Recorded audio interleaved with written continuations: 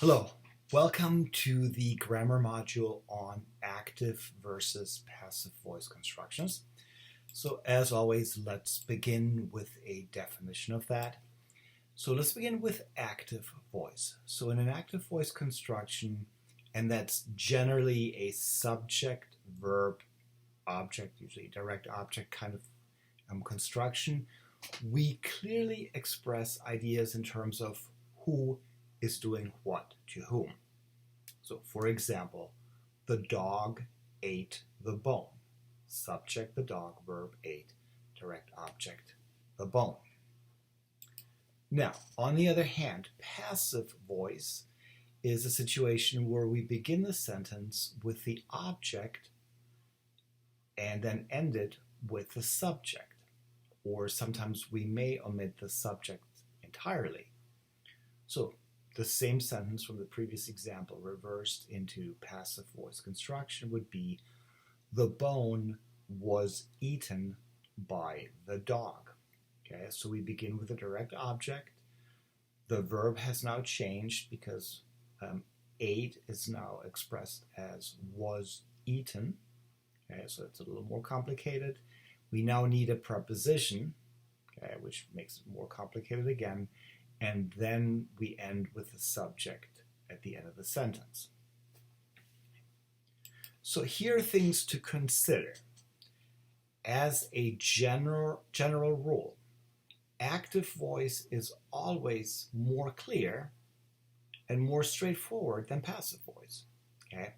Now, that does not mean that active voice is always preferable to passive voice. Okay? So we need to decide when to use one or the other. Okay, so again, as a general rule, we should opt for active voice because it's just more clear, more direct. Okay, but again, that doesn't mean that passive voice necessarily has to be problematic. Okay, so the active voice always clearly conveys the subject. So who is responsible for some action? Now, there may be times when you don't want to stress who's responsible for something.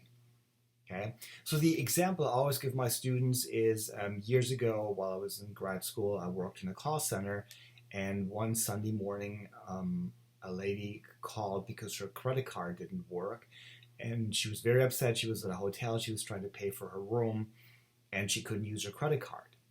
So after doing some quick research, I realized that we had closed her account. So what I said to her was, your account has been closed. Now, the reason I chose that as opposed to we closed your account is that in that situation, the passive voice construction was a little less blunt and confrontational.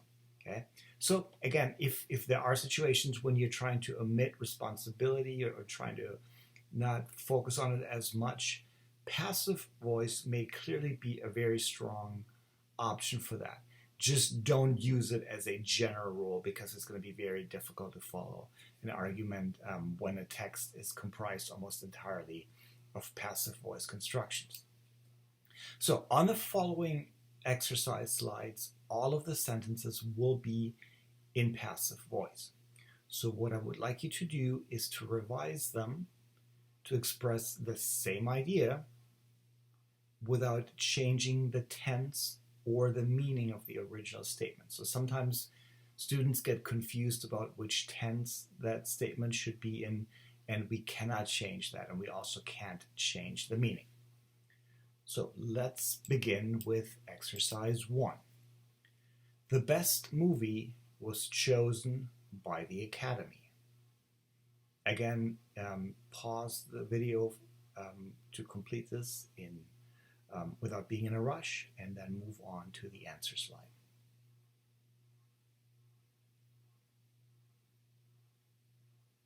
So let's look at the components in the sentence. The best movie is the direct object. Was chosen is the verb in the passive voice. By is the preposition, and the Academy is the subject. So to turn this around, to make it more clear, beginning with the subject, to have the subject verb object construction, it would be the Academy chose the best movie. So we have to keep it in simple past tense. Exercise 2. The tractor was passed by her on the shoulder.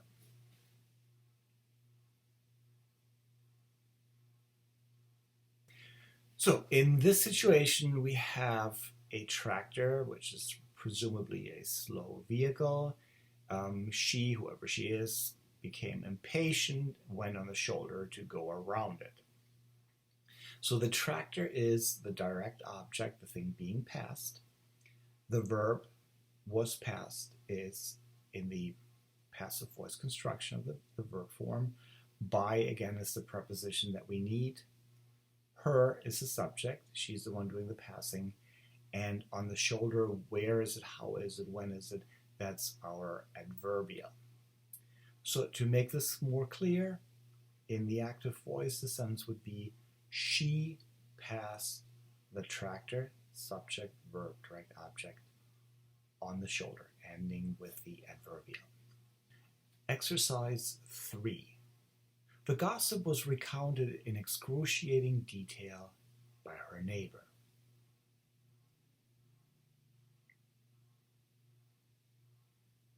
All right, let's look at this. So the gossip is the direct object, was recounted, passive voice construction in the simple past tense. In excruciating detail, again, the adverbial, how is this being done? By, again, we always need a preposition in the passive voice. And then her neighbor, the subject, the one spreading the gossip at the very end. So in active voice, this would be, her neighbor recounted the gossip, subject, verb, object, in excruciating detail, again, ending up with the adverbial. So that's all there's to it in terms of active versus passive voice. Again, if your 9th grade English teacher told you that passive voice is always wrong, please forget that. That's not accurate. It's just that, as I said, more often than not, active voice is the preferable choice because it's clear, but there will absolutely be a situation where you will deliberately and wisely choose the passive voice.